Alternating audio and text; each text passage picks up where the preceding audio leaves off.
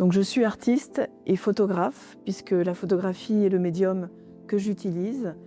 Et mon travail tourne autour de la représentation du vivant à travers ces manifestations les plus fragilisées.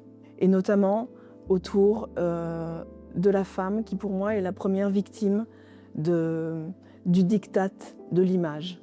Alors c'est vrai que dans mon travail, j'interroge beaucoup la frontière entre le vivant et le non-vivant, le réel et la fiction. Et je crois qu'aujourd'hui, on est vraiment plongé dans un monde où on a presque la sensation qu'on peut devenir quelqu'un d'autre, qu'on peut se transformer jusqu'à l'impossible. Et il faut espérer qu'une forme de résistance puisse émerger, peut-être aussi grâce à l'art. Mais le fait d'exposer dans ce musée, le musée Picasso de Barcelone, pour moi, c'est vraiment comme un accomplissement, une étape dans mon travail. Et je me souviens du jour où j'ai découvert le musée, il y a une trentaine d'années.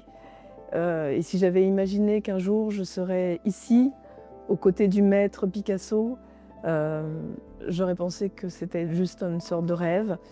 Pour moi, Picasso, d'abord c'est un maître, c'est un exemple pour tous les artistes par la liberté qu'il a pris dans sa vie de consacrer son temps à son art et de n'avoir aucune sorte de barrière ni de censure lorsqu'il était un artiste.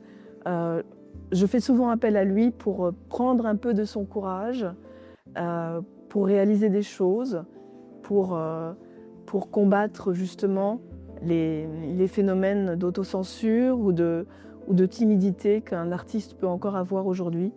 Donc c'est vraiment pour moi une sorte à la fois de démon et de maître à penser.